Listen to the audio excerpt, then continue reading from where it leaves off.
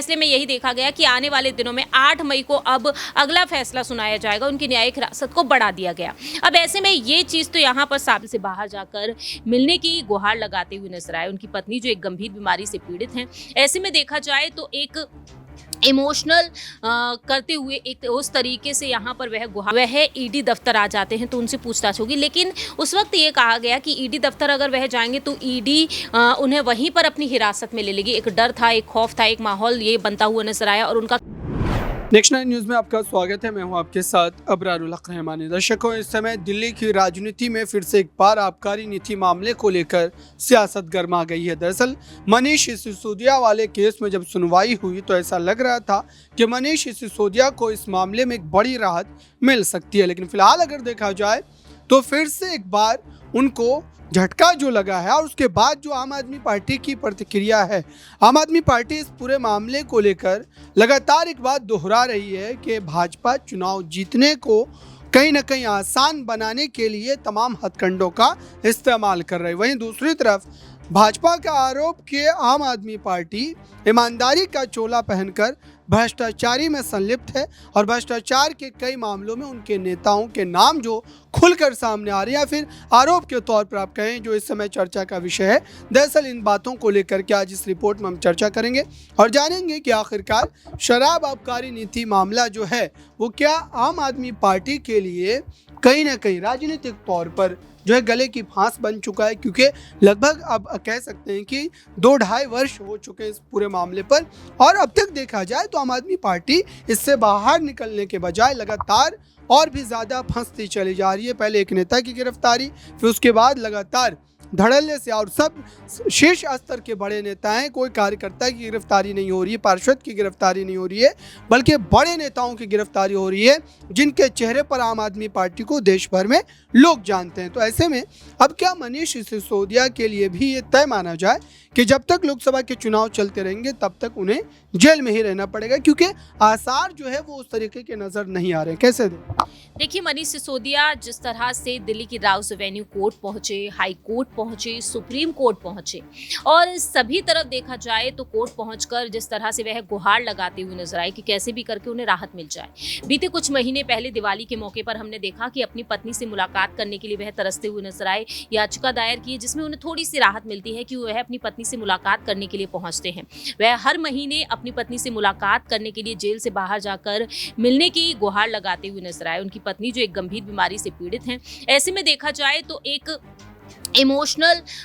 करते हुए एक उस तरीके से यहाँ पर वह गुहार लगाते हुए नजर आए। और ऐसे में अब मनीष सिसोदिया हाल ही में बीते कुछ दिनों पहले ही अपने रिश्तेदार के घर वह पहुँचते हैं शादी में शामिल होने के लिए। उस दौरान भी उन्हें राहत दी जाती है और अब मनीष सिसोदिया कहीं ना कहीं आस ये लगाए बैठे थे कि संजय सिंह को राहत मिली, बहुत ही जल्द संजय सिंह को राहत मिल गई उनके मुताबिक, क्योंकि बीते साल 26 फरवरी को ईडी ने उन्हें अपनी हिरासत में लिया, तब से लगातार उनकी रिमांड बढ़ ही रही है। लेकिन संजय सिंह को बीते साल 2023 में 4 अक्टूबर के दिन ईडी ने हिरासत में लिया, दिवाली से पहले ही, और संजय सिंह जेल से रिहा हो चुके हैं। अरविंद केजरीवाल अंदर जेल में जाते हैं और संजय सिंह कुछ दिनों बाद बाहर निकल आते हैं। और ऐसे में अब देखा जा रहा है कि अरविंद केजरीवाल की मुश्किलें जिस तरह से बढ़ रही हैं अबरार, जिसे लेकर यही कहा जा रहा है कि अरविंद केजरीवाल को जेल में इसी वजह से डाला गया है, सलाखों के पीछे इसीलिए भेजा गया है क्योंकि मोदी सरकार डर चुकी है। ये आरोप लग रहे हैं ईडी सीबीआई मोदी सरकार के नेतृत्व में काम कर रही है, इसी वजह से आम आदमी पार्टी को खत्म करने की कोशिश की जा रही है। तो ऐसे में देखा जाए, हमने हाल ही में देखा कि राहुल गांधी भी यही बयान देते हैं कि राहुल गांधी कहते हैं कि मोदी जी घबरा गए हैं। ऐसे में देखा जाए यहाँ पर मनीष सिसोदिया जो आस लगाए बैठे थे वह प्रशासन को पत्र भी लिखते हैं और इस पत्र के माध्यम से जनता की तरफ से जो उन्हें समर्थन अब भी कहीं ना कहीं से मिल रहा है उसका शुक्रिया अदा करते हैं और वह कहते हैं कि जल्द ही मिलेंगे जेल से बाहर आकर। यानी कि उन्हें आस थी कि इस बार जो फैसला सुनाया जाएगा, बीते कल 26 अप्रैल को जो फैसला सुनाया गया, उस फैसले में यही देखा गया कि आने वाले दिनों में 8 मई को अब अगला फैसला सुनाया जाएगा, उनकी न्यायिक हिरासत को बढ़ा दिया गया। अब ऐसे में ये चीज तो यहाँ पर साबित होती हुई नजर आ रही है, संकेत यहाँ पर मिल रहे हैं कि सिसोदिया को फिलहाल तो जमानत नहीं मिलेगी अबरार। कहीं ना कहीं यहाँ पर लोकसभा चुनाव को मद्देनजर रखते हुए अगर देखा जाए, चाहे यहाँ उनके समर्थकों के नजरिए से देखा जाए, तो यही दिखाई दे रहा है कि लोकसभा चुनाव होने तक तो आम आदमी पार्टी की मुश्किलें शायद ही कम हो पाए। प्रांशी, इस पूरे मामले को लेकर जो आम आदमी पार्टी का पक्ष हमेशा से रहा है कि इस पर ईडी के पास सबूत मौजूद नहीं, लेकिन सवाल ये है कि आखिरकार कोर्ट में सुनवाई चलती है तो जाहिर सी बात है कि दोनों ही पक्ष को अपनी अपनी बातें रखने का समय मिलता है। और ऐसे में अगर ईडी कुछ भी साबित नहीं कर पा रही है, ईडी कुछ भी प्रस्तुत नहीं कर पा रही है कोर्ट के समक्ष, तो फिर लगातार उनकी जमानत मिलने पर ये बाधाएं क्यों आ रही है और क्यों इसको लेकर के कोर्ट जो है फिर से एक तारीख जो है वो दे देता है और फिर अगली तारीख को फिर सुनवाई में मामला इस तरीके से ही हमें देखने को मिलता है। तो जाहिर सी बात है कि इस मुद्दे से इतना तो समझ में आ रहा है कि कहीं ना कहीं ईडी के पास वो लूप है जिसकी वजह से मनीष सिसोदिया को जो है जेल में रखा जा रहा है, या फिर आप कहें कि वो सबूत के करीब है। क्या इस पहलू को समझने की ज़रूरत नहीं है? क्योंकि आम आदमी पार्टी भी तो लगातार भाषण ही दे रही है, बयानबाजी ही कर रही है। अगर मनीष सिसोदिया के खिलाफ कोई सबूत मौजूद नहीं है तो जाहिर सी बात है कि कोर्ट उनको कब का ज़मानत दे दिया होता। लेकिन अगर ज़मानत नहीं मिल रही है तो फिर ईडी के नज़रिए से भी सोचने की ज़रूरत है कि आखिरकार ईडी के पास ऐसे कौन से सबूत है, और सबूत नहीं है तो फिर आपके एक नेता की गिरफ्तारी के बाद फिर दूसरे नेता की गिरफ्तारी, फिर तीसरे और चौथे नेता की गिरफ्तारी कैसे सुनिश्चित हो पा रही है?